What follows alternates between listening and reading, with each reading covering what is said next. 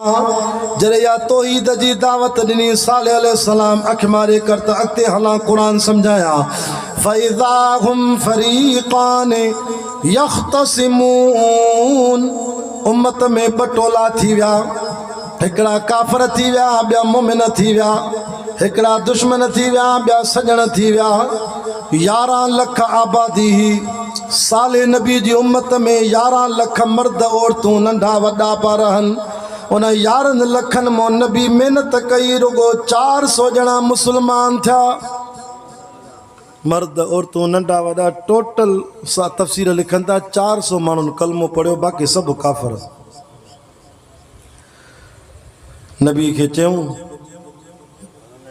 Wise करे करे तकीरा करे असांजो मथो ख़राब क्यों थी हल पंहिंजे अल्लाह के चओ भला मोकिले असां ते अज़ाब अस्तग़फिरुल्लाह चओ अस्तग़फिरुल्लाह बाबा अज़ाब घुरबो है या रहमत घुरबी है ॻाल्हायो नथा जल्दी ॻाल्हायो रहमत घुरबी है हाणे बि ॾिठो अथव पंजाब में केॾो अज़ाब आहे सरहद में केॾो अज़ाब आहे बुनेर जो इलाइक़ो वॾा वॾा पत्थर हीअं जो ककर फाटो आहे त हीअं पाणी लोड़े खणी थो वञे लखन किरोड़नि जो गाॾियूं ईअं थियो हुते सरहद में तरनि पाणीअ में जीअं ॿेड़ियूं तरंदियूं शुक्र कर अलाह तोखे बचायो थी हिन साल वरी बि मदीने वारे साईं जे सदके थो बचाए हीअं चूंडी थो पाए कॾहिं 2022 में सिंध वारनि खे चूंडी पातई वरी 2025 में पंजाब वारनि खे चूंडी पाती अथई सुधरी वञो ॾाढी ज़ात मां अलाह जी आहे पर जे चमाट हणी त मौलाना सही न सघूं सुधरो सुधरो जंहिं इलाइक़े में अज़ाब आयो आहे चवंदा उन इलाइक़े में मर्दनि छोकिरनि जा चकला पिया हलनि ज़िना पई थिए छोकिरा छोकिरनि सां पिया ज़िना कनि ख़ुदा खे कावड़ न ईंदी वला तक़रबु ज़िना इन्नहु कान फ़ाहिश ज़िना जो गुनाह त पंहिंजी जाइ ते पर ज़िना जे वेझो बि न वञजांइ या वॾी बेहयाई थी वसा सबीला बुरो रस्तो थी जे शहवत ते कंट्रोल नथो थिए त फनकिहू मा ताब लकुम मिनन निसाए मसना हिक शादी कई थी पोइ बि गुनाह जो ख्याल थो थिए त रब तो फरमा वञ ॿी शादी कर 2 शादियूं कयूं थी अञा बि ज़िना जो ख्याल थो थिए त वसुलास 3 शादियूं कर अञा भी शैतान गुनाह जा ख्याल थो विझई त वरुबा 4 कजाए पर ज़िना जे वेझो न वञजाए या किन्नी बीमारी थी हलाल जो रस्तो अपनाई जाए हराम जे वेझो न वेंजाए छो त मर्द औरतूं नबी साईं मेराज जी रात ॾिसी आया अल्लाह अकबर ईअं खूह जे अंदर बाहि भरे पई मर्द औरतूं उबता टंगिया पिया उन्हनि जा मुंहुं हेठि उन्हनि जूं टंगूं मथे जिबरील हे छा आहे जहन्नम जी बाहि खूह में अंदरि पाणी न हो खूह में बाहि हुई उहा बाहि उन्हनि जी हीअं चहिरे जी कचड़ी खल खे साड़े पई हीअं मेराज जी राति उभ डाणींदड़ रड़ियूं पिया कनि जिबरील हे कहिड़ा माण्हू चइसि तुंहिंजी उम्मत जा उहे माण्हू मर्द जेके पंहिंजे हक़ीक़ी ज़ालुनि खे छॾे बेग़ैरत बणिजी वञी ॿियनि सां ज़िना कंदा हुआ साईं उहे औरतूं थी जेके पंहिंजे हक़ीक़ी मुड़ुसनि खे छॾे वञी ॿियनि मर्दनि सां मुंहुं कारो कराईंदी पर साईं जेकॾहिं ज़िना थी वई आहे त हाणे छा करे फरमाए इल्ला मन ताब व आमन व अमिल अमलन सालिहा पर जे बदकारी थी वई आहे पोइ बि मुंहिंजे दर जी रहमत वॾी आहे तौबा करे पंहिंजे गुनाह खे लिकाए वरी कलमो पढ़े पढ़ो त कलमो ला इलाहा इल्लल्लाह मुहम्मदुर रसूलुल्लाह वरी कलमे खां पोइ वरी अमल भी सालिह करे फौलाइक युबद्दिलुल्लाह सय्यआतिहिम हसनात वकानल्लाहु गफूरर रहीमा मुझा दिल पर मां जड़ो रब न लेंदे उम्मत के चो तवा जई टुकड़े ते गुनाह था कयो 4 शायद तांजे गुनाह ते थी वेंदान। चोरी कयई 4 शायद गुनाह जा थी वई। जिना कयई 4 शायद थी वई। व्याज खादई 4 गवाह थी वई। फरमाए केड़ो भी गुनाह करे तो ऑटोमेटिक 4 शाहिदन से वे केड़ा। फरमाए नंबर पेरो तुझे गुनाह जो शाहिदा किरामन कातिबीन यालमून मा तफालून। एको सजे कुल्ले वारो मलाइको, बियो खबे कुल्ले वारो मलाइको। सजे कुल्ले वारो तुझी नेकिन जो गवाही दींदो, खबे कुल्ले वारो तुझे बुराइन जी बुछड़ाइन जी गवाही दींदो। ये बई मलाइक तुझा शाहिद थी तुझे गुनाह जा। मा यल्फिज़ु मिन क़ौलिन इल्ला लदैहि रक़ीबुन अतीद। ज़ुबान मो जेको लफ़्ज़ कढंदो आ उहो लिखंदा थी। गारियूं कढंदे गारियूं लिखंदई, कुरान पढ़दे कुरान लिखंदई। पेरों शायद ये बई मलाइक थी जेके तुझे गुनाह के लिखंदा। साईं बियो शायद केरा अल यौम नख्तिमु अला अफ़वाहिहिम व तुकल्लिमुना अयदीहिम। तुझा हथ भी क़यामत दी गुनाह दी शाहिदी दींदा त हिनन हथन सां गोली हलाए नाक खून कयईं। हिनन हथन के ज़िना में इस्तेमाल कयईं। वरी कंहिंजे लाइ हथ गवाही ॾींदा त हिननि हथनि सां चिल्ले में वियो, 4 महीननि में वियो, तबलीग जमात में वियो, शाम जो 3 पारी नमाज़ पढ़ी रब हिननि हथनि सां दर खड़काए माण्हुनि खे नमाज़ जी दावत ॾींदो हो। अल यौम नख्तिमु अला अफ़वाहिहिम, वात खे मोर लॻी वेंदी। व तशहदु अयदीहिम व अर्जुलुहुम, फरमाए पैर भी गुनाह जी शाहिदी ॾींदा। बिमा कानू यकसिबून, जेका कमाई कयई हथ पैर भी तुझा शाहिद थींदा। ये भी तुझे गुनाह जी दावत जो शाहिदी ॾींदा। साईं टियों शाहिद केरा गुनाह ते? फरमाए इक़रा किताबक कफ़ा बिनफ्सिकल यौमा अलैका हसीबा।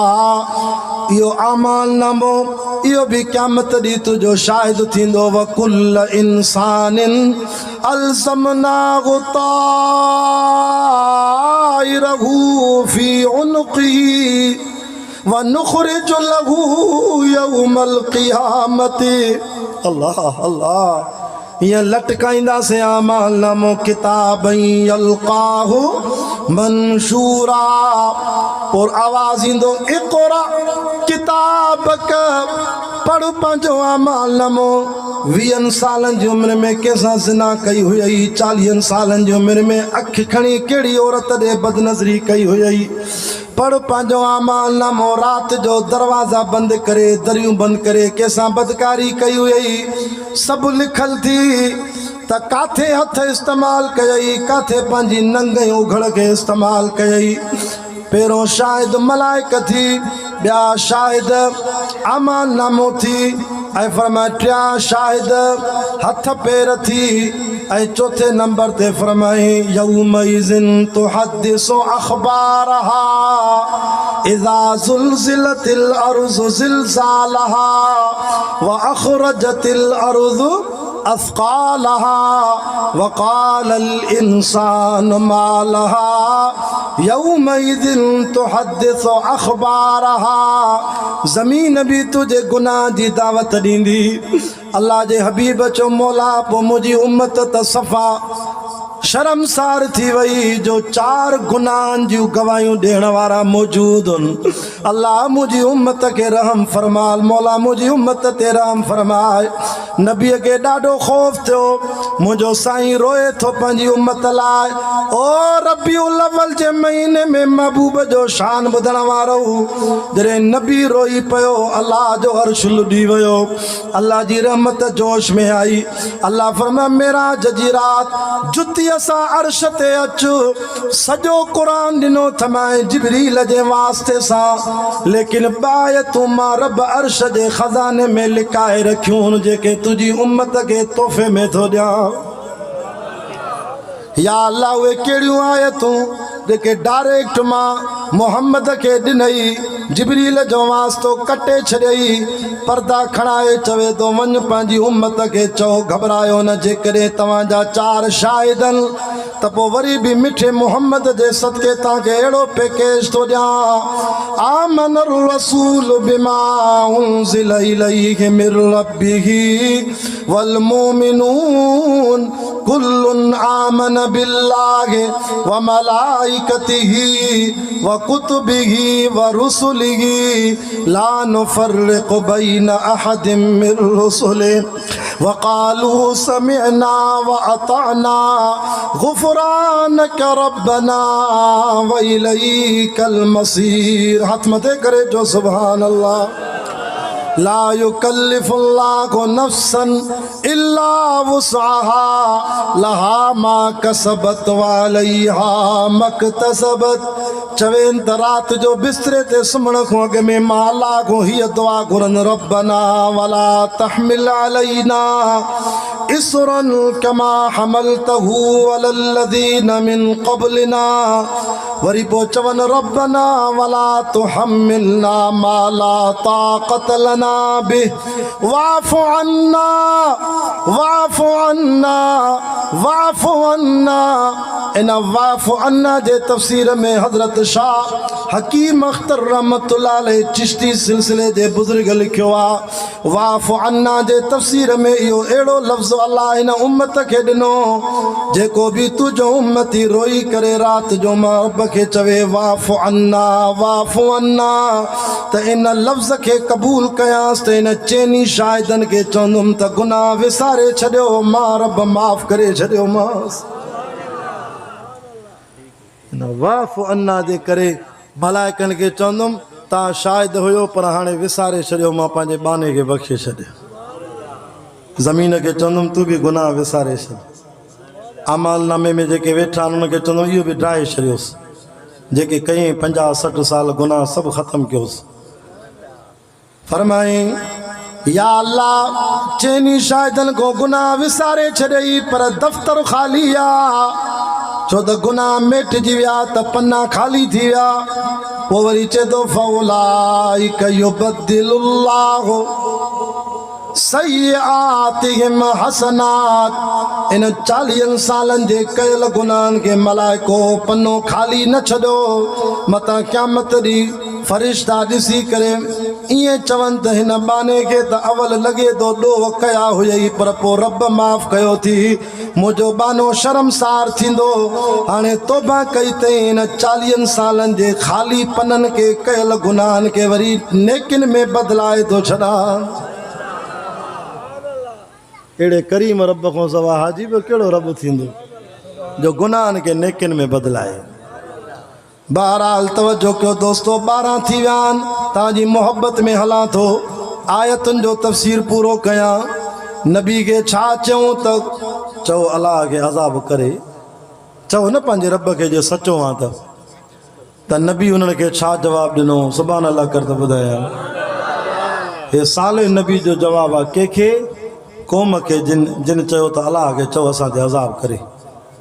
नबी छा चयो लौला तस्तगफिरून अल्लाह।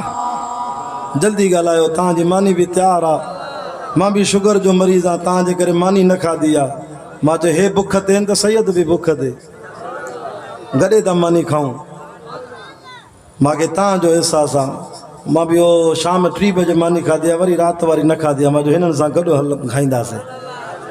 लौला तस्तगफिरून अल्लाह लअल्लकुम तुरहमून। नबी तो चवे घबरायो छो था नबी तो चए ओ मुंहिंजी नाफ़रमान क़ौम अल्लाह को अज़ाब न घुरो रब को माफ़ी घुरो त को रहमत जा मींहं वसाएव। अब तव्हांजी दिलि चवे थी त अलाह करे असांजो माल वधे 5 दुकाननि त 10 थियनि 7 ॿकरियूं त हिते त मिंट कंदो था हलाइनि माल वधे। कॾहिं कंहिं मौलवीअ खां दुआ घुराई अथव मुर्शिद खां साईं दुआ घुर त माल घटिजे माल वधे खीसा हमेशह भरियल हुजनि। हथा के तूं त तावीज़ बि वठण वेंदो आहे साईं तावीज़ तो लिखी रे अलाए कि मुझे मथो कारो इल्म क्यों आ नज़र बद लगी वही आ हाँ तो मुझे दुकान हले अलाए कि तावीज़ क्या हुनखे कहिड़ी ताक़त आहे तुंहिंजी रोज़ी बंदि करे